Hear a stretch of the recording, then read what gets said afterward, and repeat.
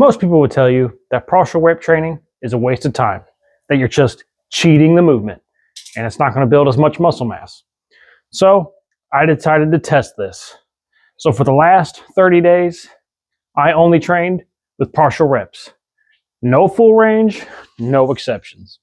I tracked my strength, I tracked my size, and I also tracked how my joints felt on a week-to-week basis. And what I found actually surprised me. It made me question what proper form really is. So in this video, I'm breaking down the good, the bad, and whether or not partial reps are actually really good for building muscle or just your ego. My dog ate my measuring tape, so I had to go get a new one. Can't make this stuff up, I swear. But before this 30-day challenge was up, I decided to measure my chest from the inside like a tailor would, my arms, and my thigh. So we're going to see if those numbers change at all within 30 days using partial reps. All right, guys, what do you guys think? Close to 17 3/4.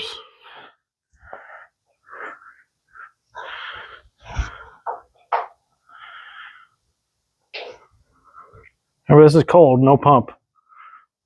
And then about 17 1/4. All right, so quad. I did 6 inches up from the knee. No, I'm wearing jeans this time. So right around 25. Now I'm going to do my chest.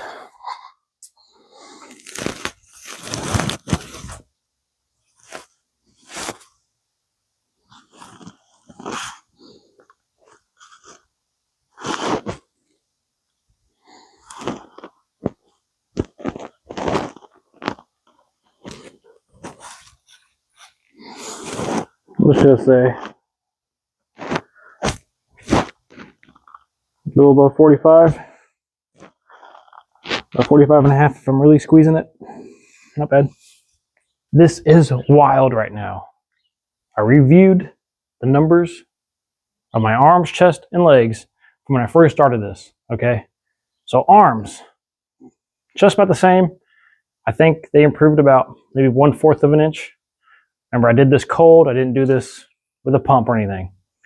Leg, right around the same. That's kind of where I was expecting it. I only did legs like maybe 3 or 4 times during this whole 30-day challenge, so I expected that result. What was the weirdest result was chest growing over 2 inches. What? Holy buckets. I did not expect that. Absolutely threw a monkey wrench in my whole philosophy of the partial rep training. Okay. Now, granted, I was doing upper body 2 or 3 times a week. And that leads me to the good side of what partial rep training did for me. So for me, I feel like they absolutely do work, but you have to have certain things in line. So what do you have to do to get this to work for you? So for me, I had to do a frequency of 2 to 3 times a week on upper body, okay? Specifically, chest, back, lats, upper back. That's what propelled this challenge for me. I was trying to build upper body, okay? And it worked for me. It's awesome. What's my opinion on what the bad side of this style of training is? I do think you need a good background of doing full range of motion first. Now, why do I say this? You kind of have to know something for you to not know something, right? You got to know what pain is to know how you feel without pain, unfortunately. So you need to know full range of motion to know where your partial reps of motion work for the desired target muscle, okay? Because for me, there's different forces at play. If I'm at lockout, it's all triceps for me. My triceps will take over this entire movement if I completely extend on any press, push up, anything. But if I stay in this motion here, it's all chest for me. You guys like the shirt? Lactose tolerant? It's funny. And for lats, I found out that Full stretch is okay. All the way up is all biceps. So I'm in this sweet middle ground of flaring, pulling down for lats, flaring, pulling down for lats. Felt freaking fantastic.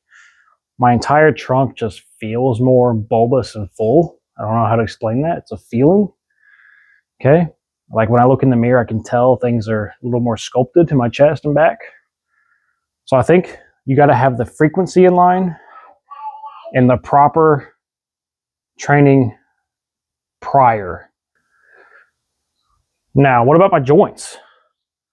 So the only movement I had any joint pain with, and that was actually like 2 days ago, is when I did the heavy chest crusher. I tried a few singles with 5 springs, and that's like freaking ridiculous max. Like I can do 300 on a bench, but I can't even squeeze 5 of those springs together. Like what the crap?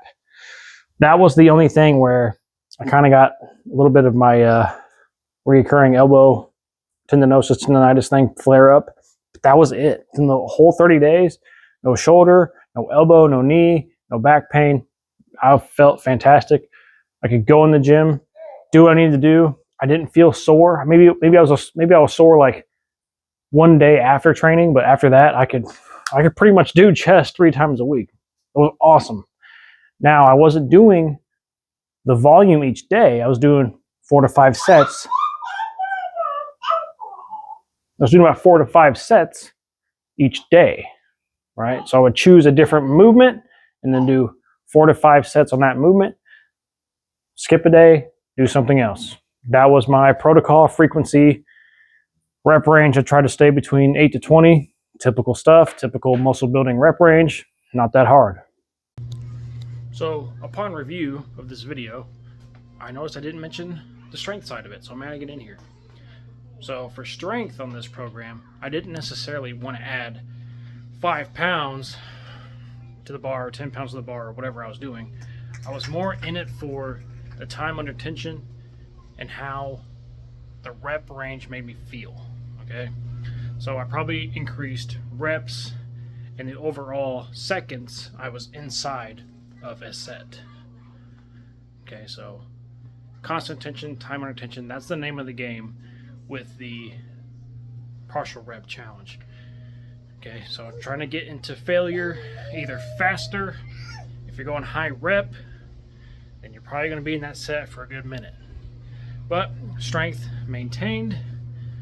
I could still do everything that I have been doing, and I very much dig how it feels on my joints, like I said. Overall, in conclusions, I feel like this rep range is good for me. I'm going to continue doing it. I'm going to continue doing it until I'm going to see a result from it. My chest is growing like this. Holy buckets. I am going to keep progressing that. Now you might say it progressed because I increased the frequency, or if I increase the frequency, thereby I increase the volume. I get it. We can chalk it up to anything like that. But anecdotally, keeping the tension where you need to feel it works. But hit me up with some challenges I should do next. I made a post about it. It seems like everyone is thinking a 30-day calisthenics challenge. I love the idea of that. Not really a challenge for me, but I would do it. Now legs might be a little weird, but I can do it. So I appreciate you guys for tuning in. Like and sub if you haven't. I'll do all kinds of these fun challenges throughout my entire channel career.